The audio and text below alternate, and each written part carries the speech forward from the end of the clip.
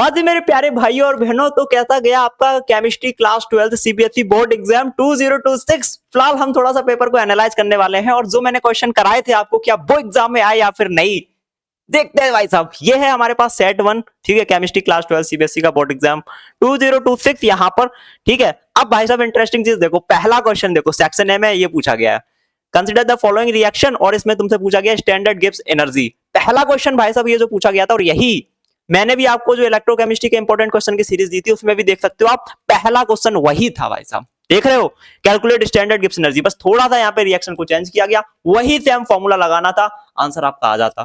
तो पहला क्वेश्चन तो भाई साहब देखो एग्जैक्ट वही पूछा गया जो हमने पहला क्वेश्चन कराया था आपको ठीक है, सीधा फॉर्मूला लगाना था, आ जाता आराम से। सेकंड क्वेश्चन देखो, identify the correct statement. Correct statement कौन सा होगा, तो इसमें होगा बी वाला, कॉम्प्लेक्स रिएक्शन के लिए मॉलिक्यूलरिटी का कोई मीनिंग नहीं होता, ये करेक्ट स्टेटमेंट है। इस तरीके के बहुत सारे क्वेश्चन मैंने कराए थे और बोला था ऑर्डर एंड मॉलिक्यूलरिटी पढ़ लेना भाई साहब। थर्ड क्वेश्चन केमिकल काइनेटिक्स से था, ऑर्डर ऑफ रिएक्शन बताना था। इससे ज्यादा आसान क्वेश्चन और क्या हो सकता है भाई साहब, ये तुमको दिया गया है, इनकी पावर को ऐड करना था, 1 + 2 + 1 आ जाती ऑर्डर ऑफ रिएक्शन तुम्हारी है, बिल्कुल। फोर्थ क्वेश्चन देखो, ये देखो ऑर्डर ऑफ रिएक्शन वाले मैंने बहुत सारे आपको क्वेश्चन कराए थे, आप देख सकते हो यहाँ पर ऑर्डर ऑफ रिएक्शन क्या होगा, वही आया है यहाँ पर। इलेक्ट्रॉनिक कन्फिगरेशन ऑफ क्रोमियम, इससे आसान क्वेश्चन और क्या हो सकता है, इसका सी वाला सही हो जाएगा। 18 इलेक्ट्रॉन आर्गन से, 1 इलेक्ट्रॉन जाता है एस में, 5 ले जाते हैं डी में, तो ये हो जाएगा तुम्हारा क्रोमियम। फिफ्थ वाला क्वेश्चन था, the correct IUPAC name of the complex PTNS3 का होल्ड ट्वाइस Cl2, और यही क्वेश्चन देखो मैंने भी तुम्हें करा रखा था, ये देखो MCQ सीरीज में, PTNS3 का होल्ड ट्वाइस Cl2, देख रहे हो, वैसे ही था कुछ कुछ, ठीक है। और वही क्वेश्चन यहाँ पे पूछ लिया गया, तो ये भी भैया बड़ा आसान था, आयुपैक नेम बताना था, यूं बता देते, मैंने कराया भी था आप लोगों को, ठीक है। उसके बाद देखो यहाँ पर question number 6, which of the following state which of the following is heteroleptic complex. तो हेटेरोलैप्टिव कौन से होते हैं जिसमें डिफरेंट डिफरेंट लिगेंड हो, तो इसका डी वाला सही हो जाएगा, बाकी सब में एक तरीके के लिगेंड है, डी वाला इसका करेक्ट हो जाता, समझ रहे हैं। और मैंने देखो फिजिकल एंड इनऑर्गेनिक यूट्यूब पे करवाई हुई थी, उससे बाहर देखो कुछ नहीं आया। 13th वाला क्वेश्चन देखो, मतलब क्या क्वेश्चन आया था, मतलब कितना आसान था, देखो देखो भाई साहब, असर्शन रीजनिंग क्वेश्चन कितना आसान था। The molecularity of the given reaction is 2, बिल्कुल भैया 2 ही है, ठीक है। और रीजन क्या था, 2 molecules of the reactants are involved in the reaction, भाई बिल्कुल सही बात है, 2 मॉलिक्यूल्स रिएक्टेंट के इन्वॉल्व है रिएक्शन में, दैट्स वाई, तो ये दोनों ही सही है और एक दूसरे का करेक्ट रीजन है, ठीक है।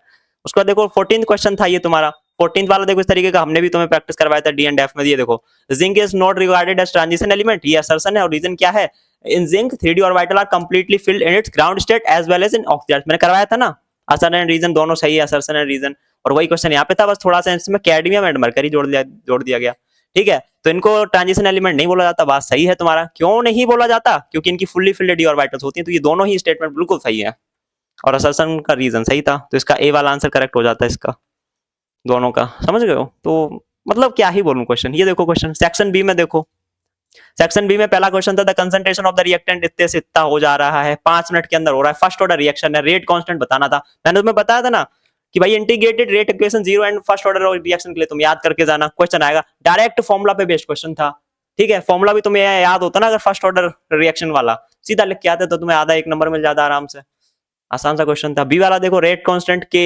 दिया गया था हमको, टाइम पूछा गया था, इस तरीके के क्वेश्चन देखो मैंने बहुत सारे तुम्हें करवाए थे, ठीक है, प्रैक्टिस देख लेना इंपॉर्टेंट क्वेश्चन में। 18th में देखो डायरेक्ट पूछ लिया गया, एक्टिवेशन एनर्जी डिफाइन करो, ठीक है, तो और कितनी एनर्जी लगानी पड़ती है जिससे कि आपकी प्रोडक्ट बनना चालू हो, वो होती है एक्टिवेशन एनर्जी, समझ रहे हो, तो करवाया था मैंने ये सारी चीज, आप देखना, ठीक है। बी वाला देखो, right the unit of rate constant, मैंने बताया था भैया रेट कांस्टेंट की यूनिट जरूर ध्यान रखना, 0 फर्स्ट एंड सेकंड की, तो क्वेश्चन भी मैंने एक लिया था यहाँ पे देखो इंपॉर्टेंट वाले में, right the unit of rate constant first order and second के लिए लिया था मैंने ये क्वेश्चन, देख लेना इंपॉर्टेंट क्वेश्चन की जो सीरीज थी, वही क्वेश्चन देखो यहाँ पे आ गया, यूनिट बताओ ये 0 एंड सेकंड ऑर्डर रिएक्शन के लिए, बता सकते हो 0 ऑर्डर रिएक्शन के लिए क्या होती है, मोल पर लीटर पर सेकंड, और सेकंड ऑर्डर रिएक्शन के लिए मैंने करवाई थी लीटर पर मोल पर सेकंड, ठीक है। तो वही डायरेक्ट क्वेश्चन आ गया।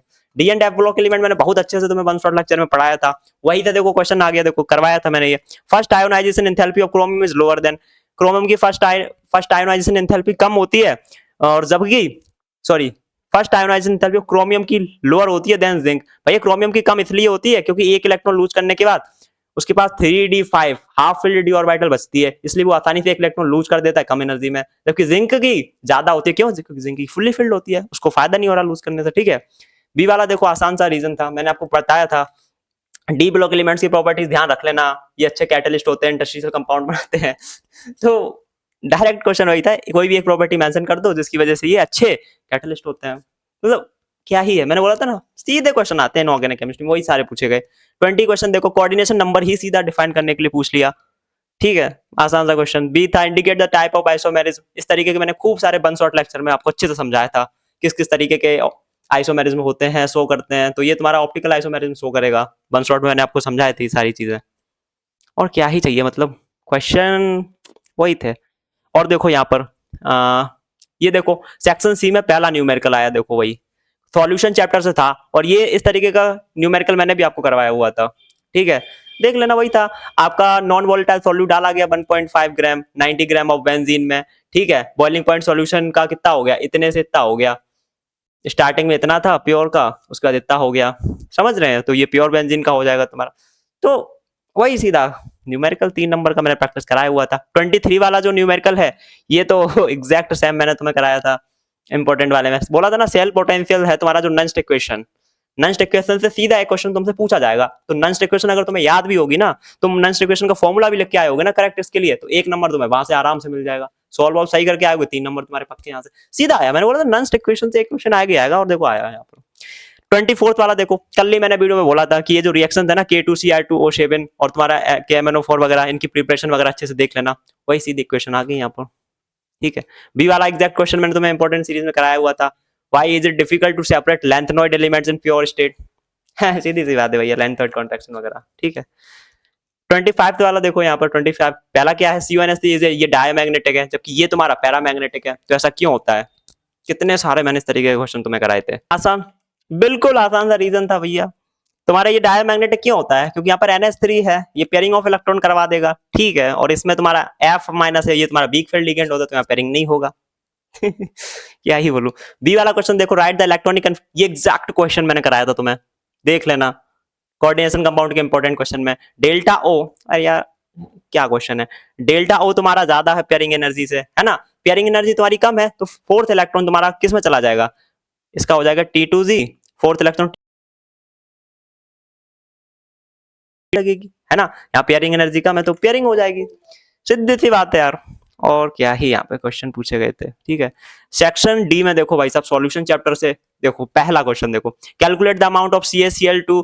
भैया एग्जैक्ट क्वेश्चन भैया, ये मैंने करवाया हुआ था, जाके देख लेना। सॉल्यूशन चैप्टर का जो मैंने लाइव स्ट्रीमिंग किया था, एग्जैक्ट यही क्वेश्चन मैंने करवाया था। बी वाला देख लो, जो किस्में होती हैं उनको हम पानी में रखते हैं तो वो फूल जाती हैं, ऐसा क्यों होता है? कौन सा फिनोमेना यहाँ पर इन्वॉल्व है? बताओ भैया, ऑस्मोसिस वगैरह पढ़ा था कि नहीं? करवाया था इस तरीके का क्वेश्चन, वही पूछ लिया गया। या फिर ये बता दो ऑस्मोटिक प्रेशर के फायदे क्या है? तो ये एग्जैक्ट क्वेश्चन में भी मैंने लिया था, ऑस्मोटिक प्रेशर के फायदे क्या है भैया? हम मोलैलिटी को यहाँ पे यूज करते हैं इंस्टेड ऑफ मोलैलिटी। दूसरा यहाँ पर रूम टेम्परेचर पर हम मेजर करते हैं ऑस्मोटिक प्रेशर को। ठीक है, which phenomena is responsible for desalination of sea water? तो रिवर्स ऑस्मोसिस वगैरह पढ़ाया था ना, देख रहे मतलब पेपर मेरे अकॉर्डिंग तो भाई इजी था, जितना मैंने फिजिकल एंड इनऑर्गेनिक में तुम्हें पढ़ाया था उससे बाहर तो कुछ नहीं आया। ये देखो एक और क्वेश्चन मैं तुम्हें दिखाता हूँ यहाँ पर, इलेक्ट्रोकेमिस्ट्री का न्यूमेरिकल, एग्जैक्ट न्यूमेरिकल मैंने तुम्हें कराया था। द कंडक्टिविटी ऑफ 0.1 मोल पर लीटर ऑफ सॉल्यूशन NaCl इतना, ये कंडक्टिविटी दी गई है कप्पा। मोलर कंडक्टिविटी पूछी गई थी, अरे यार मोलर कंडक्टिविटी का सीधा फॉर्मूला लगाना था यहाँ पर। क्या फॉर्मूला लगाते हैं?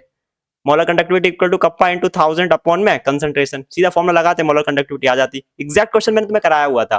फिर पूछा गया था डिग्री ऑफ डिसोसिएशन, सीधा डिग्री ऑफ डिसोसिएशन का फॉर्मूला लगाते, मोलर कंडक्टिविटी जो निकाली थी और यहाँ पे लिमिटिंग मोलर कंडक्टिविटी और निकाली नहीं थी, तो ये दोनों दिया गया था। यहाँ से कोलरास लॉ से तुम लिमिटिंग मोलर कंडक्टिविटी निकाल देते और उससे तुम्हारा डिग्री ऑफ डिसोसिएशन आ जाता। एग्जैक्ट क्वेश्चन मैंने करवाया हुआ था आपको, देखना। ठीक है, बी वाला क्या था, following cell reaction occur in galvanic cell, direction of current बतानी थी, बेसिक था। देखो भैया बैटरी से कितना आसान क्वेश्चन पूछा गया, प्राइमरी बैटरी और सेकेंडरी बैटरी में क्या डिफरेंस होता है? बैटरीज की रिएक्शन की जगह ये क्वेश्चन पूछा गया आसान सा, इससे आसान और क्या होगा भाई बताओ? हैं, एक नॉन रिचार्जेबल होती है, वो चार्जेबल होती है, सब पढ़ाया गया था ये आपको, आसान से क्वेश्चन थे।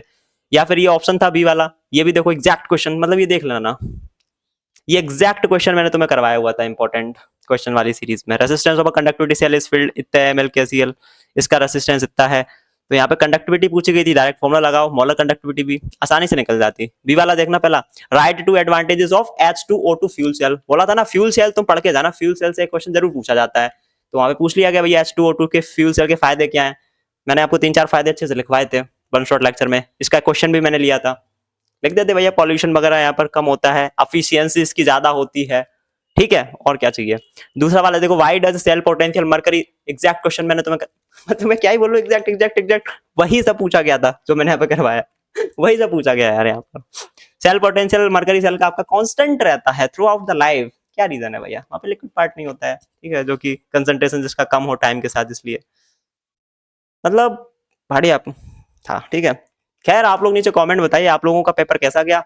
और मैं इतना कह सकता हूँ जिन्होंने हमारे वन शॉट लेक्चर देखे थे, इंपॉर्टेंट क्वेश्चंस की सीरीज देखी थी फिजिकल एंड इनऑर्गेनिक में, उससे बाहर कुछ नहीं आया भाई साहब, ठीक है। और ये कोई कमेंट वाली बात नहीं है भाई साहब, ठीक है। बनाए थे वीडियोस, कह रहा आप लोग बताना नीचे कमेंट में जिन लोगों ने भी वन शॉट लेक्चर्स और इंपॉर्टेंट क्वेश्चन देखे थे, आए एग्जाम में या फिर नहीं। मेरे अकॉर्डिंग तो उससे बाहर कुछ आया नहीं, खैर आप लोग नीचे कमेंट में बताएगा। बाकी I wish you all the best, आप सभी लोगों के बहुत अच्छे मार्क्स आए, ठीक है। बाकी अब मैं लाइक शेयर सब्सक्राइब के लिए नहीं बोलूंगा, अब तो एग्जाम हो गया, अब क्या भाई मजे करो।